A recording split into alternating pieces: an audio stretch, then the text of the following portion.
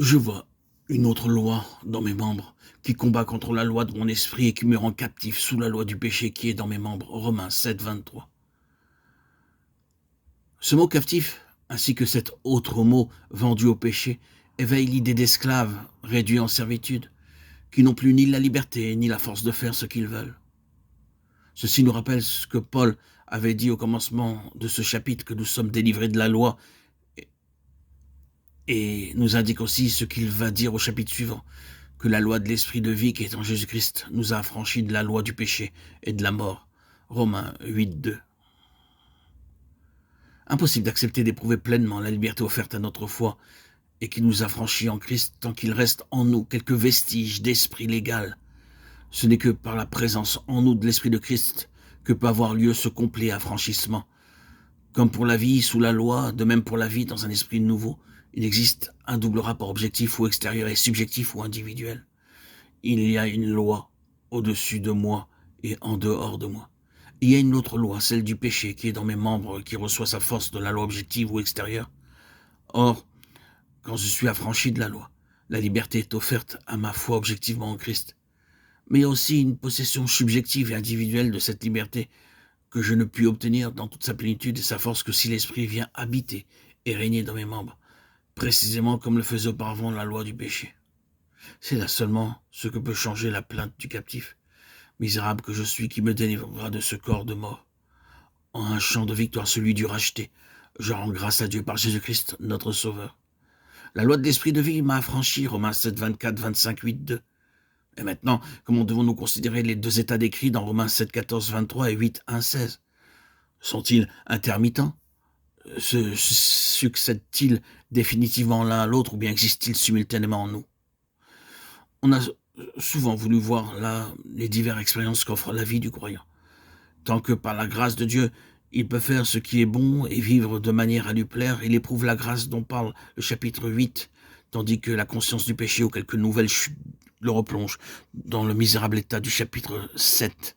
Et chaque journée ramène l'expérience de ces deux états, avec la différence que c'est tantôt l'une, tantôt l'autre qui prédomine. D'autres ont compris que Paul ne décrit pas ici la vie du croyant telle que Dieu la veut, telle que la grâce de Dieu nous l'offre et la met à notre portée. Et lorsqu'ils ont bien saisi ce que cette vie de liberté nous est donnée par l'habitation en nous du Saint-Esprit, lorsqu'ils sont entrés dans cette vie-là, ils ont cru avoir à jamais laissé l'expérience de Romains 7, ne voyant plus là que la traversée du désert par Israël, une phase antérieure à laquelle il n'était plus question de retourner. En effet, un grand nombre de croyants peuvent témoigner des lumières et des grâces qui leur furent accordées aussitôt qu'ils eurent cru à la possibilité de passer de l'esclavage de la loi à la liberté de l'esprit. Et cependant, quelque grande que soit la mesure de vérité qu'offre cette interprétation-là, elle ne nous satisfait pas encore pleinement, car alors même le croyant sent qu'il n'est pas un seul jour où il puisse aller au-delà de ces mots. Je sais que le bien n'habite point en moi, c'est-à-dire dans ma chair, Romains 7, 18. Même lorsqu'il éprouve la joie d'être gardé et fortifié par Dieu pour accomplir sa volonté, et qu'il reçoit de lui non seulement le vouloir, mais aussi le faire, il sait que c'est là un effet de la grâce de Dieu, et qu'en lui n'habite aucun bien. Il en vient ainsi à voir que ce ne sont pas ces deux expériences qui sont simultanées, mais que ce sont ces deux états qui le sont. Et que même quand il fait l'expérience de son affranchissement par la loi de l'esprit de vie qui est en Jésus-Christ, il continue néanmoins à porter partout avec lui le corps du péché et de la mort.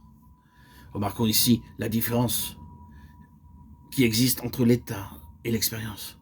Quand à l'état de porter en son corps la chair qui est inimitié contre Dieu, Romains 6, 6, 8, 13. Aucun croyant ne peut aller au-delà de Romains 7. Son expérience, au contraire, ne doit jamais le retenir dans Romains 7, parce que la vie de l'esprit lui donne d'instant en instant délivrance et victoire.